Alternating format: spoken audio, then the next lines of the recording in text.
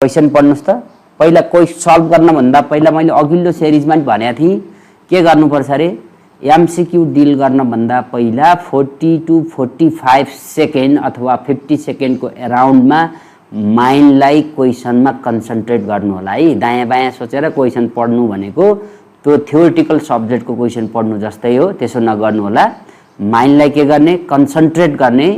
टिक गर्न भन्दा पहिला कम्तीमा 40 सेकेन्ड 45 सेकेन्ड कन्सन्ट्रेट गर्ने। त्यही कन्सन्ट्रेसनको पिरियडमा प्रोसेसिङ 1-2 स्टेप गर्नुपर्छ भने प्रोसेसिङ गर्ने, त्यसपछि बल्ल टिक लाउने। क्वेशन भेट्ने बित्तिकै 10 सेकेन्डमै यो हो भनेर टिक नलगाउनु होला भन्न खोजे मैले। 1 मिनेटको टाइम तपाईँले मोटामोटी पाउनुहुन्छ।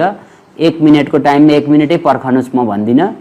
इन्टरनेसनल अभ्यास पनि हो। यसो हेर्दाखेरि म त इन्टरनेसनल टिचर त होइन, यद्यपि हेर्दाखेरि अध्ययन गर्दाखेरि के देखिन्छ भने 40 to 50 second is the better or suitable time to choose the best alternative भन्ने देखिन्छ क्या। यसको अर्थ के हो भने पाउने बित्तिकै 10 सेकेन्डमै 15 सेकेन्डमै टिक लगाएर अघि नबढ्नुस्। कम्तीमा पनि 25-30 सेकेन्ड 35 सेकेन्ड माइन्डलाई क्वेशनमा कन्सन्ट्रेट गराएर बल्ल टिक लगाउनु। त्यो इन्टरभलमा क्वेशन पढ्नुस्, 2 चोटि पढ्न नि भ्याइन्छ। नआत्तिनुस्, नहडबडाउनुस्, एकदमै आफूलाई शान्त राखेर कन्फिडेन्टली तपाईले आन्सर डिल गर्नु पर्ने हुन्छ। ल क्वेशन नम्बर 1 जाउँ। हेर्नुस् त, सिम्पल छ, पढ्नु पर्छ। ल क्वेशन चाहिँ पहिला पढ्नु पर्छ। फोर्स, लेन्थ, टाइम तीनटा प्यारामिटर दिएको छ। के दिएको छ? फोर्स, लेन्थ, टाइम तीनटा प्यारामिटर दिएको छ। फन्डामेन्टल सधैँ अरू जस्तो क्वेशनमा त मास, लेन्थ र टाइम दिन्थ्यो नि, यसो त्यो एमएलटीलाई एफएलटीमा झुकाउन खोज्या त अरू केही होइन। अनि हेर्नुस् त, are taken as fundamental unit then the dimension of mass will be भनेको छ। के गर्नुहुन्छ त? Dimension of mass. अब यसो गर्ने ल, यस्तो टाइपको क्वेशनमा फन्डामेन्टल के दिन्छ? फोर्स हेर्ने, लेन्थ दिन्छ, टाइम दिन्छ, के को मागेको छ? मासको। अब झुकाउन मात्रै खोज्या हो नि त। फोर्सको रिलेसन तपाईँलाई याद छैन मात्रै चेक गर्न खोज्या हो नि त। फोर्स भने के हो? Simple mass into acceleration. हेर्नुहोस् त, अब सुन्नुहोस् ल, अलिकति मेडिकल लाइनमा चाहिँ यस्तो खाले खेल्नुपर्छ। जस्तो के को मागेको हो? मासको, त्यसलाई पहिला एक्लो बनाइहाल्नुपर्छ क्या। इक्वेसन भेट्टाउने बित्तिकै जे को माग्छ त्यसलाई एक्लै हाल्नुपर्छ। मागे केलाई? एमलाई माग्यो, एफ/ए भयो। अब एफ उसैले फन्डामेन्टल्स हाल्न तिर्न थाल्नुहोस्। एफ उसैले फन्डामेन्टल भन्दैछ, एफ उसैले फन्डामेन्टल भनेको छ भने किन अर्को बनाउनु पर्यो? एसिलरेसन चाहिँ फन्डामेन्टल भएन उसको अनुसार। हेर्नुहोस् त, यहाँ हेर्नुहोस्, एसिलरेसन भने के हो? एलटी माइनस 2 हो। इज कल टु, माथि लैजानुहोस् एफ, एललाई माथि लैजानुहोस् -1, टीलाई माथि लैजानुहोस् T2। ल अप्सन हेर्नुहोस्, F L -1 T2, F L -1 T2, option D रहेछ। सुन्नुहोस् है, त्यस्तै यही क्वेशन टाइपले डेन्सिटी फन्डामेन्टल भनिदिन्छ। Density, length is the fundamental, what is the dimension of volume भन्देला, what is the dimension of mass भन्देला।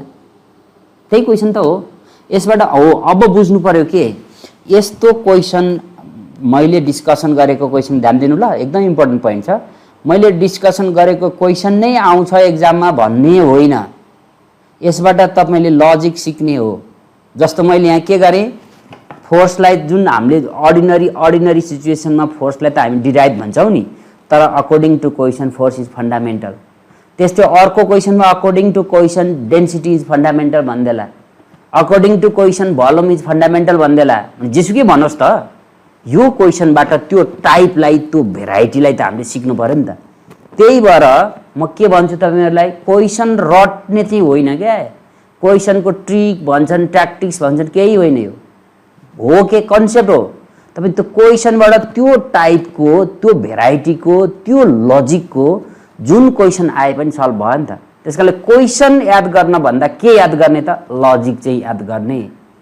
Question याद गर्नुभयो भने त्यही पार्टिकुलर एउटा क्वेशन मात्रै भयो नि त। लजिक चाहिँ याद गर्नुभयो भने त्यो लजिकले त्यो भेराइटीका सबै क्वेशन भयो नि त। बुझ्नु होला। त्यो बिगनर टिचरहरूले कहिलेकाहीँ क्वेशन पटापटु गरेर जादु देखा जस्तो गर्छन्। I don't like this. मलाई त मन पर्दैन त्यो। म त के गर्छु, तपाईलाई लजिक दिने हो। लजिकबाट क्वेशन तपाईहरु आफै क्रिएट गर्नुस्। त्यो लजिक भित्र मैले दिएको लजिक भित्र क्वेशन आफू नै क्रिएसन। जस्तो यही क्वेशनमा हेर्नुस् त, फोर्स फन्डामेन्टल दिएको छ, फन्डामेन्टल फोर्स दिएको क्वेसन यो हो, मैले तपाईँलाई त्यही लजिकले काम गर्ने डेन्सिटी फन्डामेन्टल दिउँला, एसिलरेसन फन्डामेन्टल दिउँला। लजिक त त्यही हो नि, खेल्ने तरिका त्यही हो। त्यसकारणले केलाई जोड दिने रहेछ, लजिक स्किल र कन्सेप्ट बनाइसकेपछि बल्ल क्वेसन भने त पार्टिकुलर एउटा लजिकमा मिल्ने त हो। तपाईँ लजिक नै बनाइदिइसकिहाल्यो। धेरै भनिन अगाडि जान्छु।